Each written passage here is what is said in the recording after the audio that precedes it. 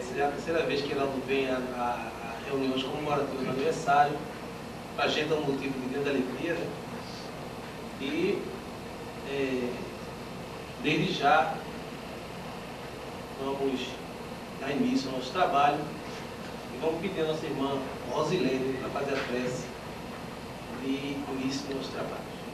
Estamos aqui mais uma vez, unidos em torno do mesmo ideal, procurando, diante dos ensinamentos do Mestre, trazer para cada um de nós a reflexão diante da mensagem dos ensinamentos que foram deixados por nós, para nós por Ele, para que tivéssemos como nosso referencial de vida em confraternização com os nossos irmãos. E assim, ciente da assistência amiga da espiritualidade maior, o nosso mentor Aires de Lacerda, pedimos a assistência de todos para que possamos juntos darmos início a mais um trabalho em comemoração do nosso aniversário, pedindo à espiritualidade amiga que possa estar sempre, como esteve sempre durante esses anos, a nos auxiliar e que possa também trazer para nossos irmãos a conscientização da necessidade de refletirmos diante dos ensinamentos do Mestre. E que o nosso irmão que vai usar a palavra possa ser beneficiado ainda mais com essa assistência, com este momento tão importante para nós, que é de procurarmos estudar e tentar aprimorar os ensinamentos do Mestre. E assim, ciente dessa assistência amiga, retornamos a palavra ao nosso irmão, para que ele possa dar por iniciado mais um trabalho na tarde de hoje, na direção de Divina Paz. Como disse nossa irmã, na paz do nosso querido Mestre, vamos iniciar o nosso trabalho.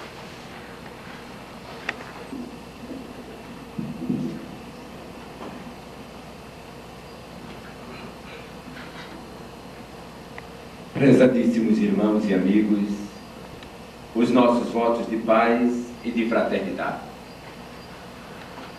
Para nós é motivo de alegria podermos nesta tarde voltar a conversar um pouco acerca da doutrina dos Espíritos, principalmente quando aqui estamos participando dos 12 anos de atividades deste grupo.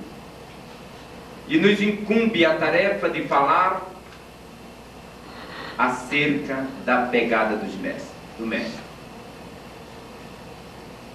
Através de uma mediunidade extraordinária de um homem chamado Isaías, o qual foi classificado como o profeta de todos os tempos. Nesta mediunidade de precognição, de premonição e de dupla vista, ele preveu a presença do Messias no meio de nós.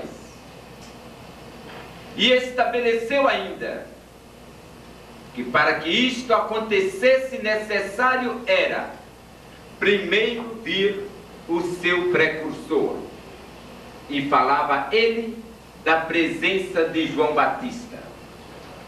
Interessante observar como na espiritualidade o programa tem lugar determinado. João Batista era do mesmo tronco da ramificação de Jesus de Nazaré. Eram primos. E Jesus aqui chegando, encontrou os caminhos iniciados pelos trabalhos de João Batista. E aos 12 anos de idade, iniciou o ministério de Jesus de Nazaré. Muito embora não tenhamos nos textos textos chamados sagrados, as informações que nos levem a compreender Jesus 18 anos antes do ministério propriamente dito, ficou caracterizado naquele encontro que ele teve com Maria de Nazaré, quando estava no templo discutindo com os doutos e com os sacerdotes, homens aqueles advindos da Torre de Levi, que era na época, como se assim dizendo, o PhD em conhecimentos. E Jesus conversava com aqueles em uma condição de sábio, e a eles causava espanto, porque eles diziam: como é que o filho de um carpinteiro tem conhecimento a ponto de discutir no templo com os sacerdotes e com os doutos? Portanto, passados esses 18 anos de experiência e de vivência de Jesus em toda a região da Ásia, em todo o mundo oriental, era chegado o momento missionário para que ele veio, por designação maior de Deus, a causa primária de todas as coisas. E o seu ministério começou exatamente quando ele contava 30 anos de idade. Mas não pensemos nós que esse ministério foi de facilidade. Como toda doutrina que se prima em levar um novo conhecimento, em estabelecer novas ideias e novas conquistas, Jesus também enfrentou os paroxismos. Levou ele 8 meses em toda a região da Ásia na tentativa de formar o seu grupo ministerial. Não vamos nós acreditar que ele simplesmente apeirou-se da praia e disse: Pedro, vem comigo e eu te farei pescador de almas.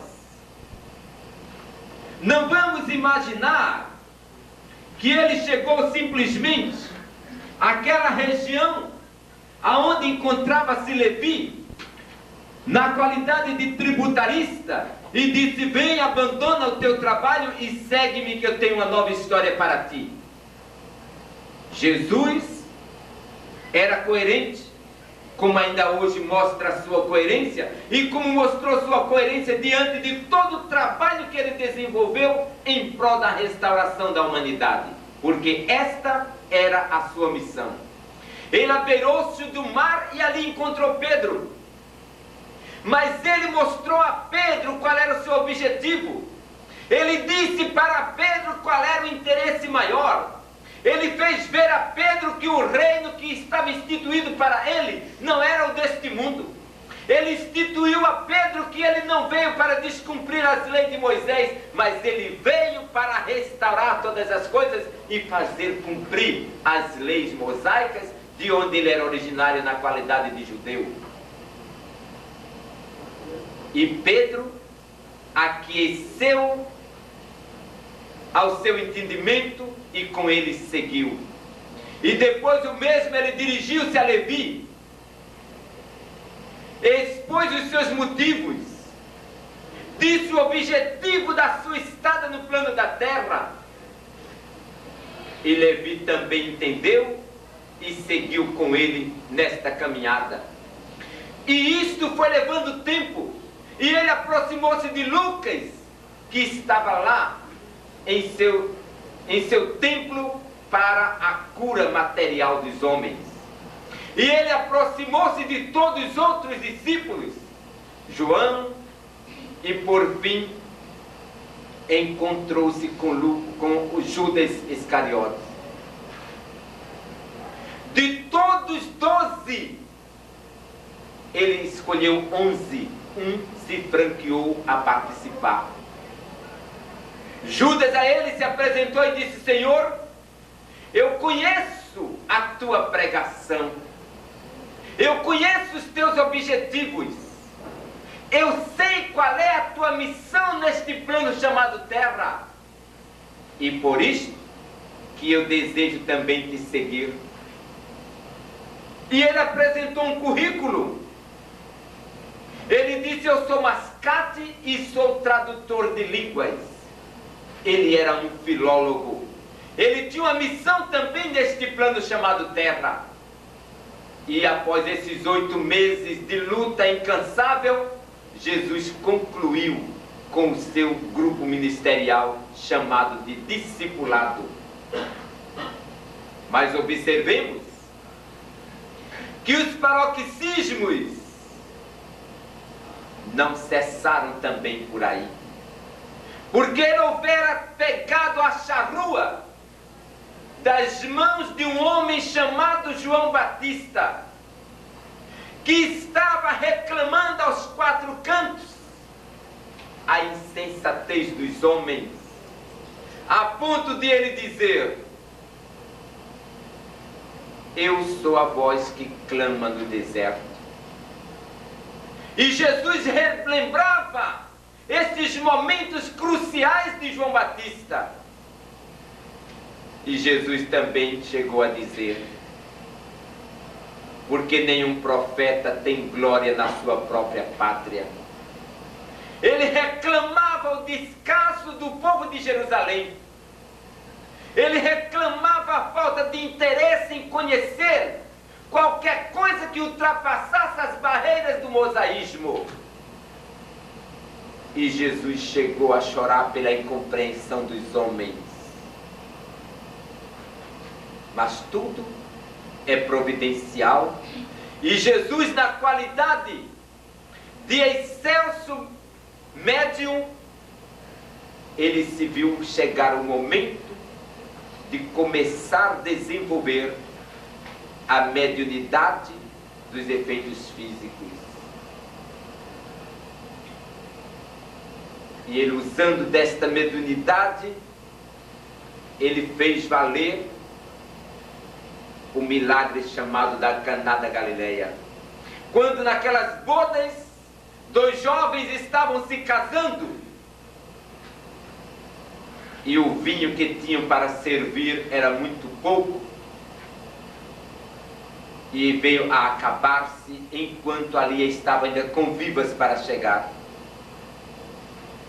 Mas Maria de Nazaré estava presente àquela festa, e ela sabia do poder que tinha Jesus com relação à mediunidade de efeito físico. E ela aproximou-se e disse: Jesus, ainda são muitos convidados, e o vinho que se tinha para servir já acabou. Ele disse: o que tenho eu com isto? Eu não sou anfitrião da festa, eu não sou o dono desta festa. Ela disse: mas se quiseres, poderás dar solução. E Jesus mandou que enchesse as ancoretas com água. E não é que ele infringisse a lei natural de transformar água em vinho, não. Mas ele, através da mediunidade de efeito físico, elevou o pensamento aos céus, e tenham como céus o sinônimo da busca da pureza. E invocou ao Deus Todo-Poderoso que aquela água, através do efeito físico, viesse a ter o sabor de vinho. E assim foi feito, e passaram a servir o vinho. E todos que começaram a degustar diziam: vocês já observaram? É muito comum nas festas de bodas primeiro servir o vinho de boa qualidade, e depois que as pessoas estão inebriadas, que não têm mais condições de mensurar a qualidade do vinho, servir o de boa qualidade. Aqui fizeram diferente. Serviram logo um vinho que não era de boa qualidade, e agora serve o vinho de especial qualidade. E essa história repercutiu. E as pessoas agora começavam a se acotovelarem para aproximar-se de Jesus, para saber o que foi que ele fez, que a água transformou-se naquele vinho saboroso. E começaram também a aventar se ele teve condições, se lhe foi dado o poder de transformar água em vinho, outros fenômenos poderão ocorrer e alcançar a vitória. E eis que Jesus de Nazaré continuou a sua tarefa. Ele continuou a sua missão de resgatar aquele povo que estava mergulhado no mosaísmo e na incerteza do seu próprio eu. E eis que Jesus passou a realizar os milagres, curando coxos, cegos, aleijados, mas sobretudo ele deixou uma grande mensagem, e que vocês vão encontrar no capítulo 14 do livro de João na Bíblia, no verso 6. Versículo este que eu aqui vou declinar, mas que todos aqui conhecem. Independente de serem espíritas, de serem evangélicos, católicos, mas já ouviram alguma vez a recitação deste versículo, do 14, verso 6 de João, que diz: eu sou o caminho, a verdade e a vida. Ninguém vai ao Pai a não ser por mim. Era preciso Jesus dizer esta máxima para que o povo entendesse que o seu caminho estava ali, sendo dada oportunidade para que os homens seguissem. E o povo não entendeu. Começou a aglutinarem-se em derredor do Mestre para seguir os seus passos. E é o tema de hoje: pegadas do Mestre. Era preciso que aquele povo fizesse as chamadas romarias. Lembram? Na história da humanidade, toda caminhada tinha direcionamento a Roma. Por isto veio a palavra romaria. E eis que aquele povo começava a seguir o Mestre, como os rebanhos de ovelhas seguem aquela que vai na frente, sem conhecer sequer o destino. Jesus tinha caminhada livre. Observem que ainda está escrito em Lucas, no capítulo 9, verso 57. As aves nos céus têm os seus ninhos, as raposas na terra têm os seus covis, mas o Filho do Homem não tem aonde reclinar a cabeça. Jesus não tinha um lar. Aonde ele estivesse, estaria abrigado. Foi por esta razão que ele instituiu um ministério formado por um grupo de homens, porque em qualquer lugar está bom. Não é que a Bíblia ou os princípios do discipulado de Jesus de Nazaré fosse machista, não. Era por esta conveniência, porque os discípulos foram 12, mas vocês também tiveram a oportunidade de ver quantas foram as mulheres que seguiram a Jesus de Nazaré. Maria de Magdala, Verônica, Joana de Cusa e tantas outras. Aquela Marta de Betânia, Maria de Betânia, todas foram mulheres que também seguiram, mas não tinham o compromisso da responsabilidade do discipulado, que mais tarde, com o retorno de Jesus à casa do Pai, tornou-se o apostolado. Foram apóstolos apenas depois do retorno de Jesus à casa do Pai, porque antes eram discípulos e tinham um mestre. E aquela caminhada de Jesus, seguida de tanta gente, muitas vezes causava até problema aos discípulos. Uma passagem que vocês também conhecem, Estava aquela caminhada com um número enorme de pessoas, e isto começou preocupando aos discípulos, os quais se aproximaram de Jesus e disseram: Mestre, este povo todo te segue, mas nós não temos o que lhes dar para comer, e eles já têm fome, e este povo já tem sede. E Jesus disse: olhe por aí o que é que se tem para comer. Se aqui o que se tem são 2 peixes e 2 pães. E Jesus disse: traga-os para cá. E trouxeram os 2 peixes, e trouxeram os 2 pães, e Jesus os cortou, os derriçou, colocando em cestos. E mais uma vez a mediunidade de efeito físico veio à tona. E ele, olhando para o firmamento, contemplando a natureza da causa primária de todas as coisas, ele rogou a Deus que aqueles pães pudessem alimentar aquela gente. E os pães foram distribuídos, e diz que todos se saciaram. O pouco que comeram representava uma verdadeira alimentação. E termina dizendo o texto de que ainda o sobejo, a sobra, ainda deu para reunir 3 cestos. Isso veio da tradução de João Ferreira de Almeida, que, sendo filólogo, também traduziu do arameu para grego, grego para latim e depois para N línguas. E nós estamos aqui repetindo aquilo que adquirimos dos ensinamentos hermenêuticos. Portanto, o povo não estava ainda preparado para entender o chamamento de Jesus quando dizia: eu sou o caminho. E por conta disto, espraiou-se em toda a região da Ásia, em toda a região de Jerusalém, a história desse grande mestre chamado Jesus. E que, muito embora aquele povo judeu estivesse ainda esperando o Messias, Jesus estava ali, diante deles, os orientando e mostrando que o reino dele não era deste mundo. E eis que, certa feita, o próprio Jesus de Nazaré instituiu que deveria entrar na grande Jerusalém, e desta feita em glória.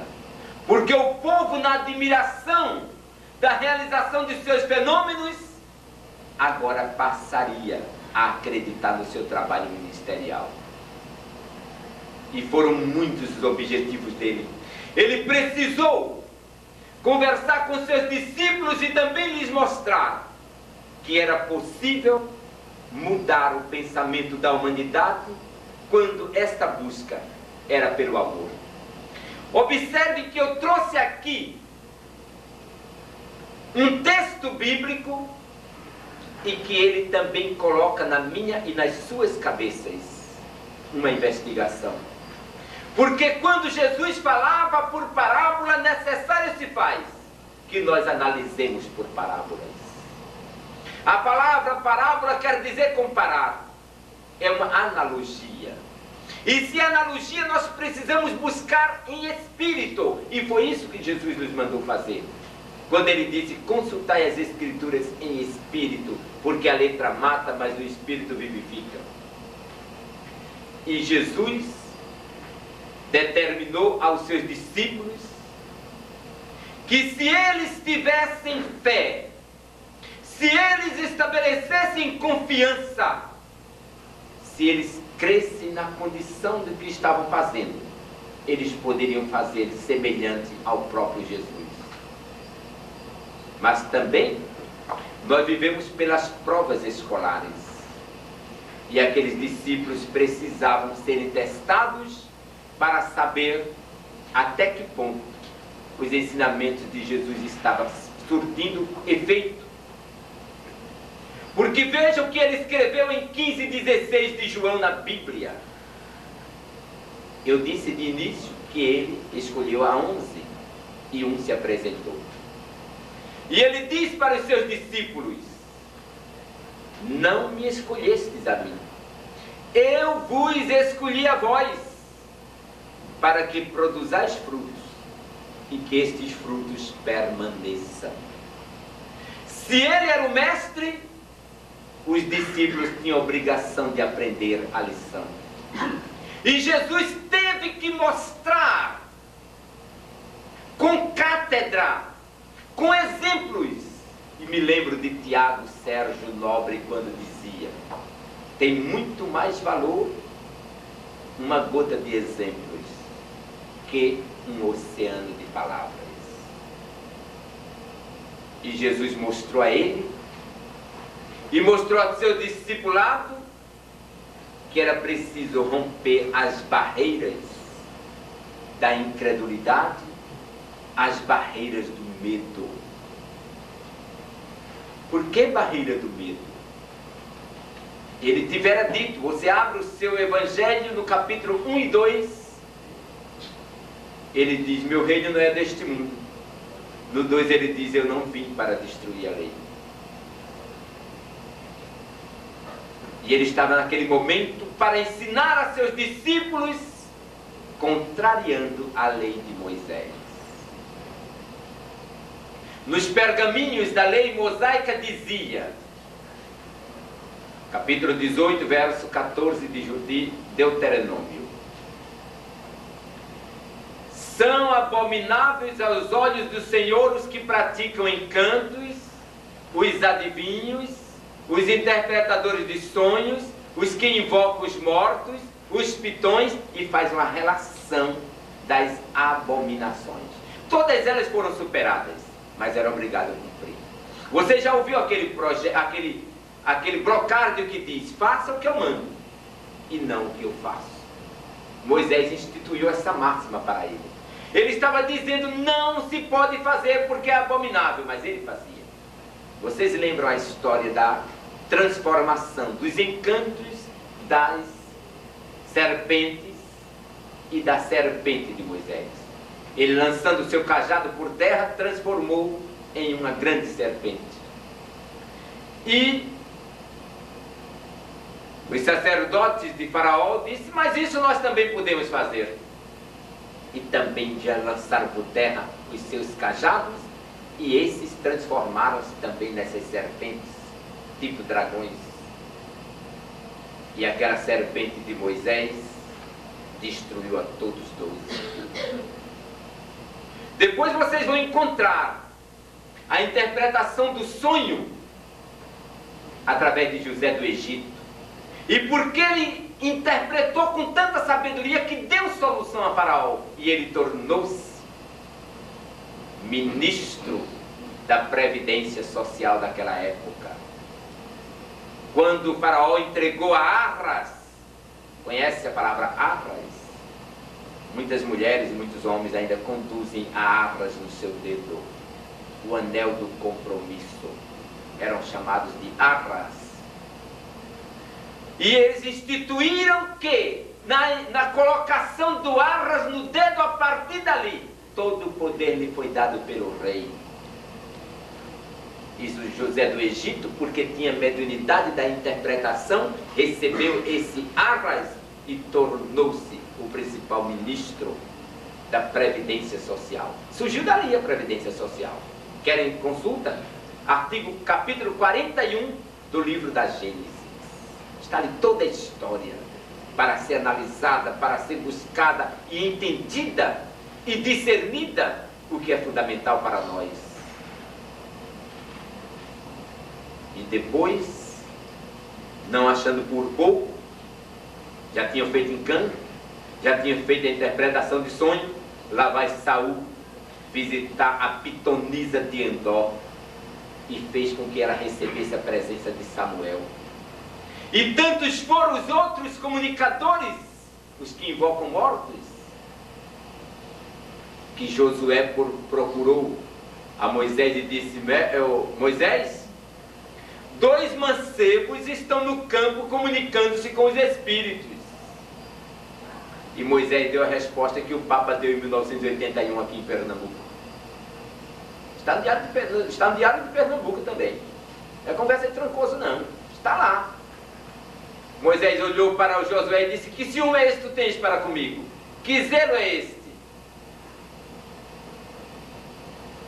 Os bispos do Brasil perguntaram a João Paulo II, quando ele esteve aqui em 81. Tomara que ele repita a pergunta, agora em outubro. Perguntaram para João Paulo: o que é que sua santidade nos diz dos espíritos estar se comunicando dentro das igrejas? Pensaram que pergunta forte, não? O que é que sua santidade nos diz dos espíritos estar se comunicando dentro das igrejas? Está no Diário de Pernambuco. E a resposta foi a melhor: deixem que os espíritos se comuniquem, porque com a morte do corpo não morre a vida. A morte do corpo não interrompe a vida. Nós já sabíamos disso, né? Foi bom que eles ficaram sabendo a partir daí. Depois vem outro padre aqui, no centro de convenções, e vocês estão lembrados? François de Brenet, e diz: porque os mortos falam. Sabe? Os mortos falam. E é preciso que nós estudemos a lição 91 do nosso livro dos Espíritos, até a 94, para a gente entender por que estas afirmações. Aí Jesus de Nazaré viu todos esses exemplos, ele conhecia todos esses exemplos do que faça o que eu estou mandando e não o que eu estou fazendo. E Jesus chamou os seus discípulos e disse: venham comigo. E os levou ao Monte Tabor. Jesus ali, ele fez uma reunião mediúnica, seguiu a ordem como nós hoje seguimos nas nossas casas. E lá no Monte Tabor, na presença de João, de Tiago, de Felipe, ele entrou em êxtase. A parapsicologia chama ação sensitiva. E naquele momento, para quem já leu alguma coisa aqui sobre materialização, os discípulos de Jesus começaram a perceber que uma nuvem alva como a neve envolvia o médium principal da materialização. Eles também eram. Vocês já observaram? Nas materializações é feito um grupo. Eles estão se doando e muitos nem sabem que estão ali se doando. É como na pneumatofonia. Todo esse grupo que está aqui, existem os médiuns de pneumatofonia, mas ele diretamente não sabe que ele é. A pneumatofonia ocorre aqui dentro e ninguém sabe quem foi o médium. Por que isso, hein, pessoal? Vamos ver se a Bíblia tem uma resposta para isso? Vamos ler o que aqui diz, capítulo 3 do livro de João, lá na Bíblia, para variar. É por isso que eu não sei se eu contei isso aqui. Eu fui fazer uma palestra aqui na Universidade Católica, e lá com o padre Ferdinando Azevedo, né, que é professor de filosofia e é o pró-reitor da Universidade Católica, e o vice-presidente das Assembleias de Deus de Pernambuco, o pastor Manuel Nascimento. E a minha pessoa falando sobre doutrina espírita. E quando nós lá estávamos comentando acerca das lições fulgurantes desta doutrina, aí eu dizia para eles dois, que estavam na mesa, e dizia para a assistência, que eram os formandos do curso de Ciências Contábeis. Eu dizia: olhe, padre, olhe, pastor, e escutem-me, senhores. Se for tirar da Bíblia o Espiritismo, vai se andar com a capa debaixo do braço. É da primeira à última folha retratando a história do Espiritismo. E alguém prova o contrário? São 72 livros na Bíblia Católica. Os 72 falam da história do Espiritismo. Kardec apenas codificou, a Bíblia já tinha falado. Kardec normativou, deu orientação sistematizada pelos Espíritos, mas a Bíblia já confirmava. Não sei por que negam essa máxima. A Bíblia protestante tem 66 livros. Todos os 66 falam do alfa ao ômega da história do Espiritismo. Então Jesus estava lá em cima no Monte Tabor e realizou uma reunião mediúnica extraordinária. E quando os dois espíritos se materializaram, os próprios discípulos ouviram Jesus se dirigir a Moisés e a Elias. O que eles queriam ali? E por que Jesus foi ali? Quando Jesus nasceu, precisou de algum médium constatar a presença do Messias no meio de nós?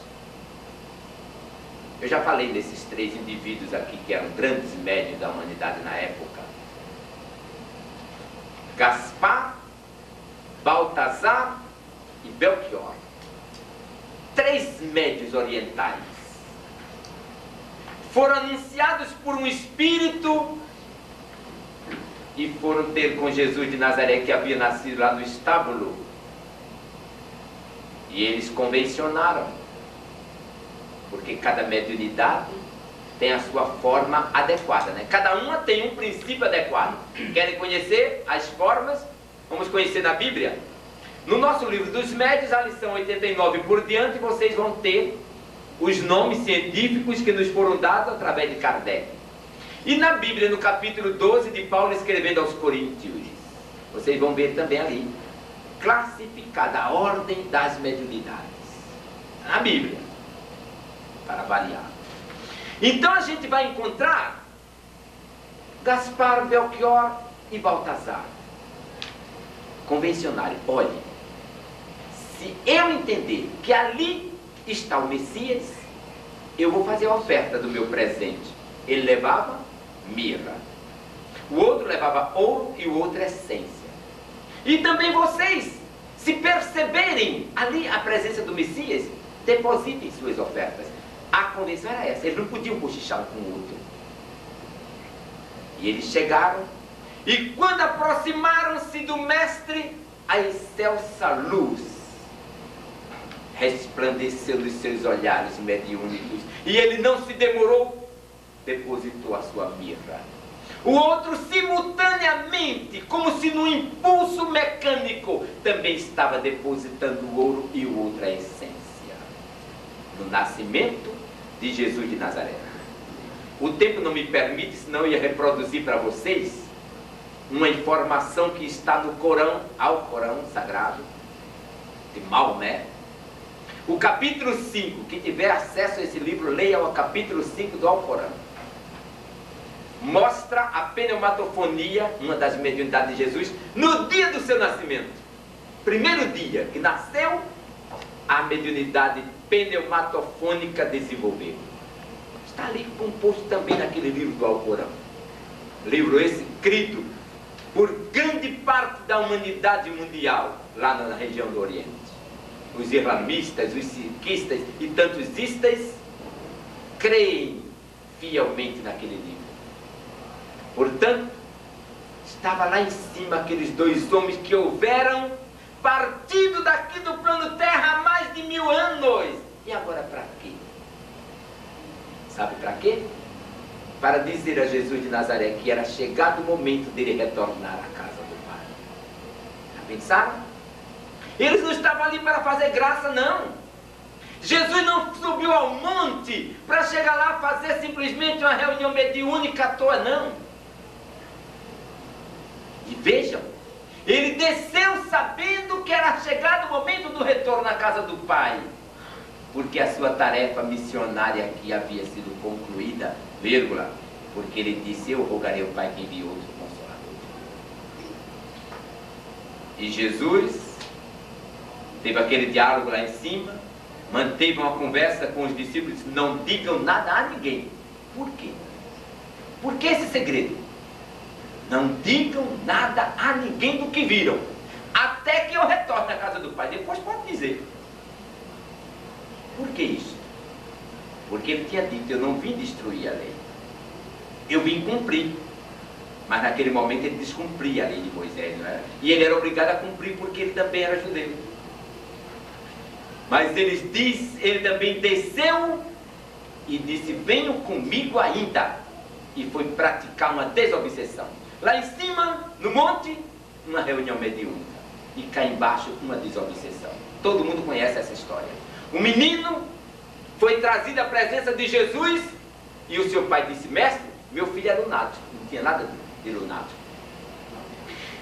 Ele diz claramente nos textos bíblicos, podem olhar em 9 de Lucas, verso 30 por diante. E em Mateus capítulo 17, verso 10 por diante. O homem diz claramente a Jesus de Nazaré: quando os maus espíritos o acometem, lança por fogo, por terra, por água, e eu inclusive, aí a reclamação, não é? E eu inclusive já o apresentei a teus discípulos e eles nada puderam fazer. E Jesus aproximou-se do menino e houve a comunicação espiritual naquele menino que era médium, e Jesus doutrinou o espírito e ele se afastou. E os espíritos e os discípulos ficaram de olhos esbugalhados ao lado de Jesus.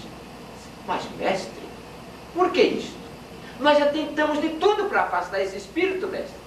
Aí foi quando Jesus nos concitou, disse para eles e dizendo para nós hoje: quando tiveres fé do tamanho de um grão de mostarda, dirás às montanhas: afastem-se, e elas remover-se-ão.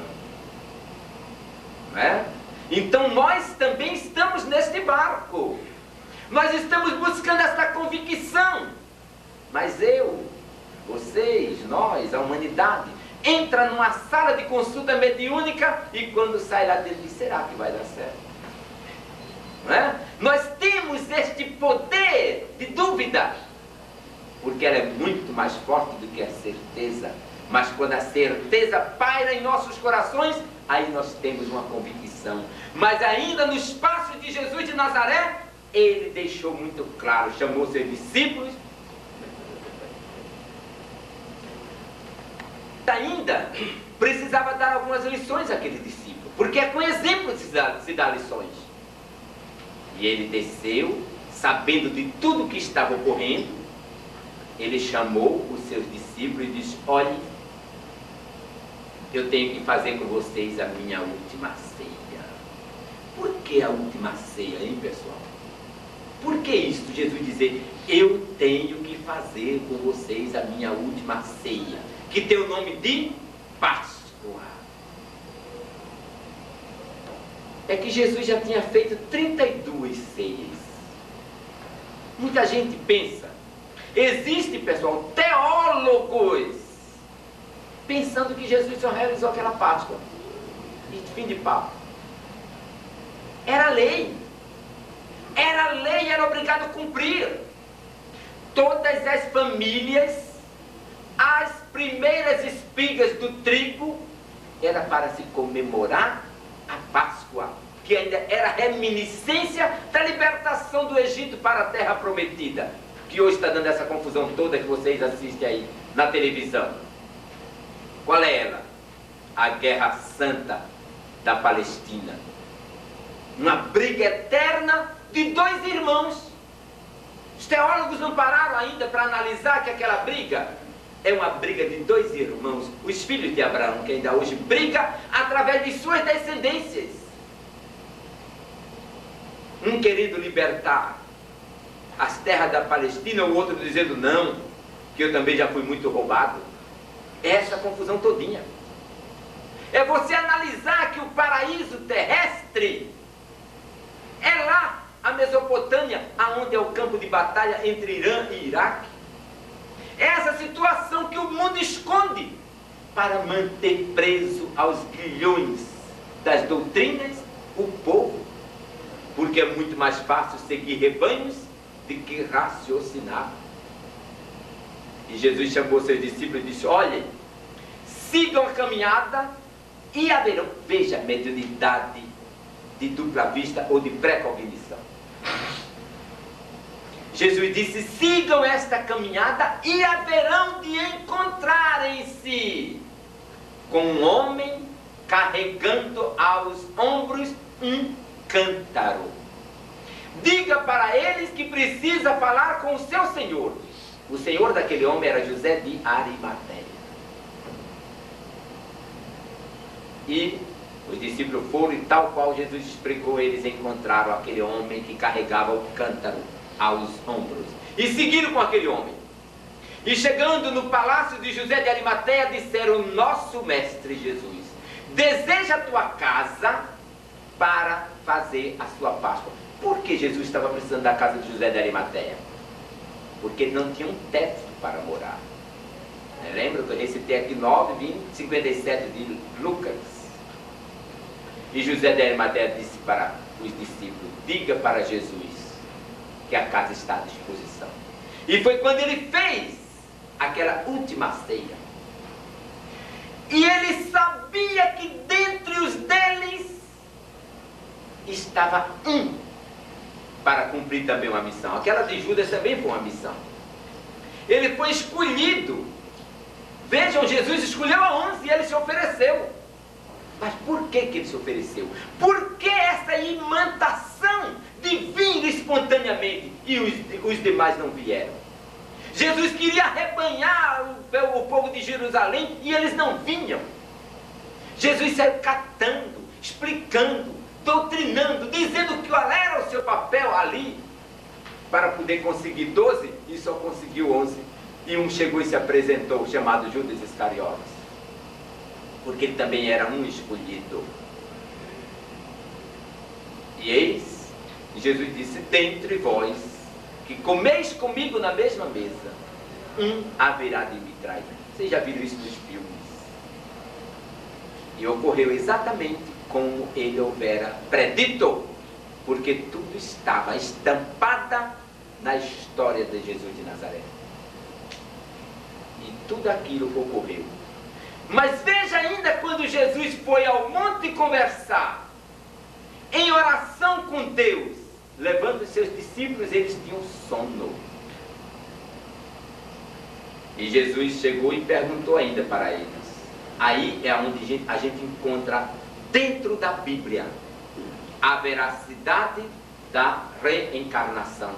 Que essa reencarnação que era pregada e ainda existem Bíblias guardadas debaixo de 7 chaves, que ainda traz a palavra palingenesia, que quer dizer ter um novo corpo. Eu achei interessante, há poucos dias eu parava em frente a uma igreja, estava com tempo, parei um pouquinho e fiquei observando um pastor dando uma aula de doutrinação. Quão grande foi minha surpresa! Ele estava falando sobre a palingenesia. Todo o seu trabalho naquele dia foi sobre a palingenesia, falando da necessidade do homem ter um novo corpo. Que maravilha, não? De que o espírito não vai morrer, vai receber um novo corpo. Ele dizia que esse corpo era só no juízo. Nós já sabemos que esses corpos têm rotatividade, não é? Mas eu gostei, fiquei olhando e disse: ótimo, é ali que vai começando. E vejam lá, muito breve nós teremos todas as igrejas pregando a comunicação espiritual livremente. E a reencarnação vai demorar um pouco, mas haverá de ser pregada a todas as nações. Vocês viram que Leon Denis modificou a sua frase, né? A sua frase máxima, que dizia: a doutrina dos espíritos é o futuro de todas as religiões. Hoje ele modificou. Ele diz: a doutrina dos espíritos não é o futuro das religiões. Não é a religião do futuro. É o futuro de todas as religiões. É esta a colocação. Portanto, Jesus de Nazaré, após ter ensinado todas essas verdades aos seus discípulos, ele chegou a informar aos mesmos acerca da reencarnação. Quando ele disse para eles: que dizem os homens acerca do Filho do Homem? Veja que trocadilho interessante. Que dizem os homens acerca do Filho do Homem? E as respostas foram bastante objetivas. Um diz que tu és um dos profetas que voltou. Ele sabia que todos deveriam voltar. Outros dizem que tu és um dos sábios do passado. Outros dizem que tu és Elias. Aí Pedro aproveitou a oportunidade e disse: ó mestre, e vós mesmo não disseste que era necessário Elias voltar? E ele disse: em verdade eu vos digo, Elias já voltou. Voltará. Ele colocou em dois tempos, né, dos verbos. Elias voltará. Não era apenas morrer ali em João Batista, mas ainda haveria de voltar. Já voltou, esteve no meio de vós, não o conheceram e trataram da maneira que lhe aprouve. Aí vem um ponto. Dizia: os discípulos entenderam que era de João Batista que Jesus estava falando. Depois a gente vai encontrar lá em Lucas capítulo 1. Eu faço questão de retratar este versículo, porque ali começa mostrando a história das comunicações espirituais, como de resto a informação da reencarnação. Naquele diálogo com Zacarias, o anjo que se identificou com o nome de Gabriel, disse: tua mulher dará à luz a um filho, ele virá em espírito e nas virtudes de Elias. Ele virá em espírito e nas virtudes de Elias. E depois ainda, de forma muito mais maciça, muito mais cristalina, Jesus de Nazaré disse assim, está em 11 de Mateus, verso 14. Se quereis entender, João Batista é Elias que haveria de vir. Veja que frase imperativa, explicativa. Se quereis entender, João Batista é Elias que haveria de vir. Na tradução grega está escrito assim: aquele que tiver ouvido para ouvir, ouça. João Batista é Elias que estava para vir. Então estas máximas, e que nós encontramos nos textos da Bíblia, somente solidificam nossa fé de que nós estamos pregando uma doutrina de liberdade, uma doutrina racional, uma doutrina que me possibilita e me propõe a buscar no meu próprio ego a purificação espiritual. Por isso que Jesus concitou a todos nós: sede perfeitos, como perfeito é o Pai que está nos céus. E se Ele nos mostrou um caminho, procuremos seguir, buscando este caminho com serenidade, seguindo os seus exemplos, para que nós possamos alcançar uma manhã feliz. Ele nos ofereceu a verdade, busquemo-la dentro de nós mesmos. Na resposta do ponto 4 do livro dos Espíritos, consultai o axioma que existe em cada um de vós. Verifique na natureza aquilo que não é obra do homem, está a verdadeira existência de Deus. E ele disse: eu sou a vida.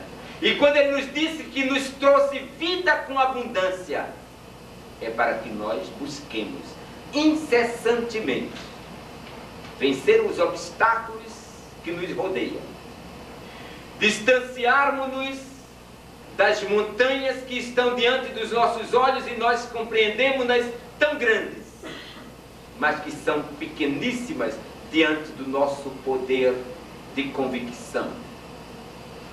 E que assim possamos todos nós aprendermos a caminhar buscando os passos do Mestre Jesus.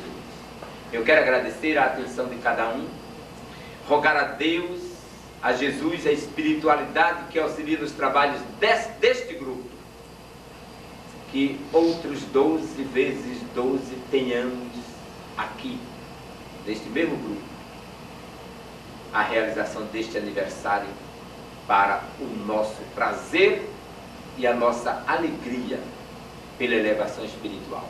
Muita paz e muito progresso para todos. Estender as nossas mãos mentalmente, abrindo os corações, vibrando com muita profundidade. sobre todas essas mensagens que refletem no nosso dia a dia.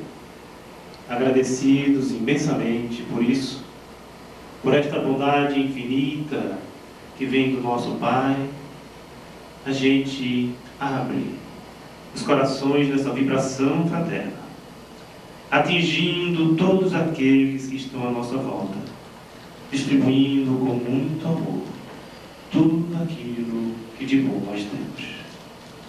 Pai amado, toma conta de nós, atribuindo-nos responsabilidades para que a gente cresça em Tua direção. Vamos todo mundo dizer mentalmente a oração do Pai Nosso, para que a gente possa sair daqui então emanados. Pai nosso que estás nos céus, santificado seja o Teu nome. Venha a nós o vosso reino, mas seja feita a Tua vontade, assim na terra como nos céus. O pão nosso de cada dia dai-nos hoje. Perdoa, Pai, as nossas dívidas, assim como nós perdoamos aos nossos devedores. Não nos deixes cair em tentações. Livra-nos, ó Pai, de todos os males, porque é Teu todo o poder, o reino e a glória, para todos sempre. Assim seja. E aí fica o convite para quarta-feira que vem estarmos aqui juntos, escutarmos a palestra do nosso irmão que vai falar sobre a vida de Dr. Bezerra de Menezes. Iremos dar continuidade, à programação de aniversário.